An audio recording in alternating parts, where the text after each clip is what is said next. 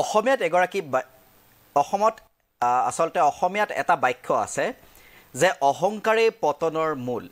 আৰু এই বাক্যশাৰীয়ে যেন এতিয়া সঁচা অৰ্থত ব্যৱহৃত হ'বলৈ লৈছে লোকসভা নিৰ্বাচনৰ প্ৰেক্ষাপটত অষ্টাদশ লোকসভা নিৰ্বাচনত আমি দেখিবলৈ পালো যে কিদৰে 400 আসন বিচৰা বা 400খন আসন পাব বুলি দাবী কৰা এক কথাত পামেই বুলি কোৱা বিজেপি কেৱল 240খন আসনত ৰৈ গ'ল আৰু তাৰ পাছতেই আমি দেখিবলৈ পাইছো যে কিদৰে আৰএছএছ অৰ্থাৎ ৰাষ্ট্ৰীয় স্বয়ংসেৱক সংঘ আৰু বিজেপিৰ মাজত ব্যৱধান বৃদ্ধি পাই গৈ আছে দুইৰে মাজত সংঘাত বৃদ্ধি পাই গৈ আছে দিনে দিনে প্ৰতিদিনে ন খবৰ আহিছে কিদৰে বিজেপি আৰু আৰএছএছৰ মাজত সংঘাতৰ সৃষ্টি হৈছে আৰু তাৰে প্ৰেক্ষাপটত ইন্দ্ৰেশ কুমাৰে এগৰাকী আৰএছএছৰ জ্যেষ্ঠ নেতা ইন্দ্ৰেশ কুমাৰে মন্তব্য কৰিছে যে অহংকাৰৰ বাবে ৰৈ যাবলগীয়া হৈছে বিজেপি 240ত বা থমকি যাবলগীয়া হৈছে বিজেপি 240ত অহংকাৰৰ বাবে আৰএছএছৰ এআই দাবী গতিকে আপোনালোকক জনাই আছো বিতং তথ্য গ্ৰাফিক্স প্লেটৰ জৰিয়তে ফলাফল ঘোষণাৰ পিছতে অধিক স্পষ্ট হৈ পৰিছে বিজেপি আৰএছএছৰ সংঘাত এইবাৰ বিজেপিৰ বিৰুদ্ধে মুখ খুলিছে জ্যেষ্ঠ আৰএছএছ নেতা ইন্দ্ৰেশ কুমাৰৰ মতে অহংকাৰী হৈছে ৰাম ভক্ত বিজেপি অহংকাৰৰ বাবে বিজেপি 240 আসনত থমকি ৰোৱা বুলি মন্তব্য আৰএছএছ নেতাগৰাকীৰ বিজেপি 240 আসনত ৰৈ যোৱাটো ভগৱান ৰামৰ ন্যায় বুলি মন্তব্য ইন্দ্ৰেশ কুমাৰৰ ইপিনে যাৰ ৰামৰ ওপৰত আস্থা নাই তেওঁলোকে 234ত ৰৈ যোৱা বুলি মন্তব্য ইন্দ্ৰেশ কুমাৰৰ ভগৱান ৰামে সকলোৰে লগত ন্যায় কৰে বুলি মন্তব্য আৰএছএছ নেতাগৰাকীৰ আৰু আপোনালোকক জনাই আছো এই মুহূৰ্তৰ এক বিশেষ তথ্য যে আৰএছএছ নেতাৰ মুখত পুনৰবাৰ প্ৰমাণিত হৈছে আৰএছএছ আৰু বিজেপিৰ সংঘাত স্পষ্ট হৈ গৈ আছে দিনক দিনে বিজেপি আৰু আৰএছএছৰ সংঘাত আজি এটা ডাঙৰ মন্তব্য কৰে আৰএছএছ নেতা ইন্দ্ৰেশ কুমাৰে ফলাফল ঘোষণাৰ পিছতে অধিক স্পষ্ট হৈ পৰিছে বিজেপি আৰু আৰএছএছৰ এই মুকলি সংঘাত এইবাৰ বিজেপিৰ বিৰুদ্ধে মুখ খুলিছে জ্যেষ্ঠ আৰএছএছ নেতা ইন্দ্ৰেশ কুমাৰৰ মতে অহংকাৰী হৈছে ৰাম ভক্ত বিজেপি পুনৰবাৰ কৈছো ইন্দ্ৰেশ কুমাৰৰ স্পষ্ট মন্তব্য যে অহংকাৰী হৈছে ৰাম ভক্ত বিজেপি অহংকাৰৰ বাবে বিজেপি 240 আসনত থমকি ৰোৱা বুলি মন্তব্য আৰএছএছ নেতাগৰাকীৰ বিজেপি 240 আসনত ৰৈ যোৱাটোক ভগৱান ৰামৰ ন্যায় বুলি মন্তব্য ইন্দ্ৰেশ কুমাৰৰ ইপিনে যাৰ ৰামৰ ওপৰত আস্থা নাই তেওঁলোক 234ত ৰৈ যোৱা বুলি মন্তব্য ইন্দ্ৰেশ কুমাৰৰ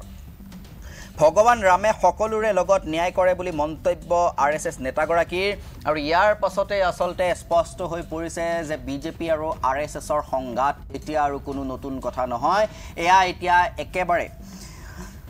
চৌদিশে বিয়পি পৰিছে তাৰ চৰ্চা আৰু আৰএছএছে পুনৰবাৰ বিজেপিৰ বিৰুদ্ধে মুকলিকৈ মাত মাতিছে অহংকাৰৰ বাবে বিজেপিৰ পতন ঘটা বুলি মন্তব্য কৰিছে তাৎপৰ্যপূৰ্ণ মন্তব্য কৰিছে আৰএছএছে অহংকাৰৰ বাবে 240 আসনত থমকি ৰৈছে বিজেপি বুলি মন্তব্য আৰএছএছ নেতা ইন্দ্ৰেশ কুমাৰৰ এই মুহূৰ্তত দেখুৱাব বিচাৰিছো ইন্দ্ৰেশ কুমাৰৰ বিশেষ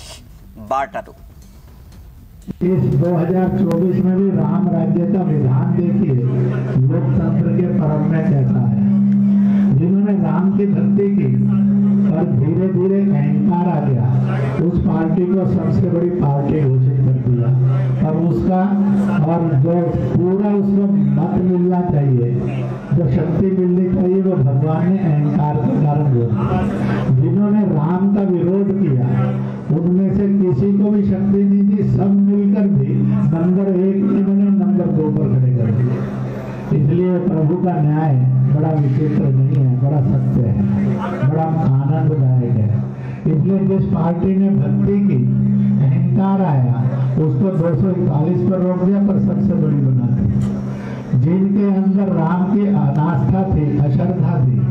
और उनको सबको मिलकर 234 पर रोक दिया कहा तुम्हारी अनास्था का यही दंड तुम्हें है कि तुम सफल नहीं हो सकते इसलिए जो राम की भक्ति करे तो निरअहंकार करे और जो राम का विरोध करे उसका कल्याण अपने आप है प्रभु ने बिगाड़ दिया इसलिए लल्लू सिंह उसने जनता के ऊपर जुल्म किए थे राम जी ने कहा थोड़ी देर 5 साल विश्राम कर ले अगली बार देख लेंगे तेरा भी क्या करें इसलिए राम भेदभाव नहीं करते हैं राम सजा देते, राम किसी का विलाप नहीं करवाते हैं, राम सबको न्याय देते थे, देते हैं, देते रहेंगे, राम सदा न्याय प्रिय थे, रहेंगे। एक छोटी सी बात इस समय में और दूंगा,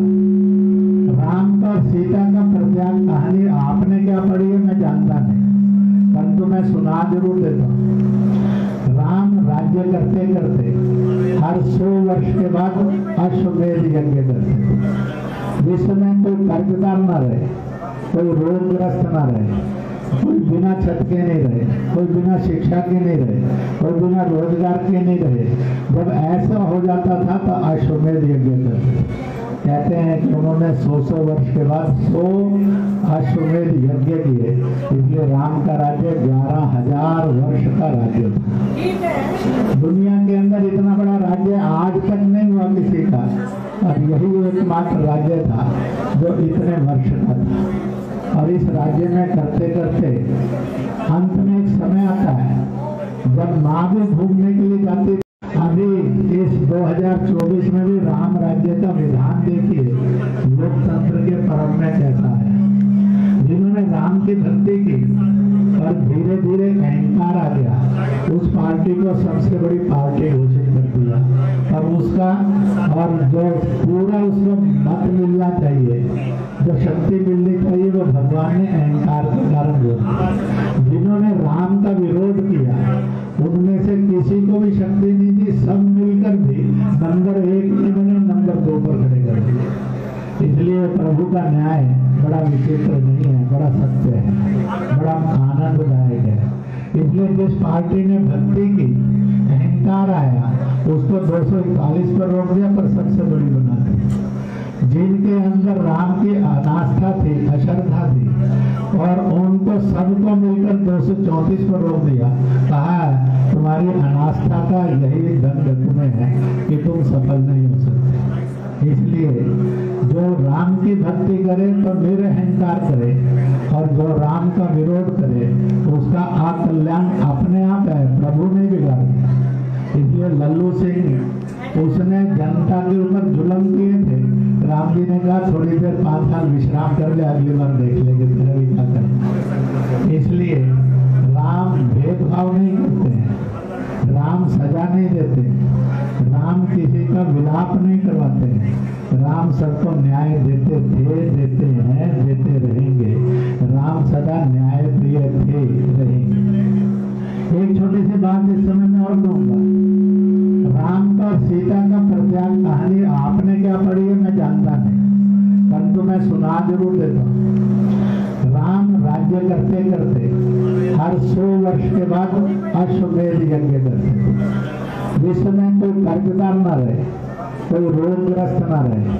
कोई बिना छत के नहीं रहे, कोई बिना शिक्षा के नहीं रहे, कोई बिना रोजगार के नहीं रहे। जब ऐसा हो जाता था तो अश्वमेध यज्ञ करते। कहते हैं कि उन्होंने 100 वर्ष के बाद 100 अश्वमेध यज्ञ किए, इसलिए राम का राज्य 11,000 वर्ष का राज्य था। दुनिया के अंदर इतना बड़ा राज्य आज तक नहीं हुआ किसी का, और यही एकमात्र राज्य था जो इतने वर्ष का था। और इस राज्य में करते करते अंत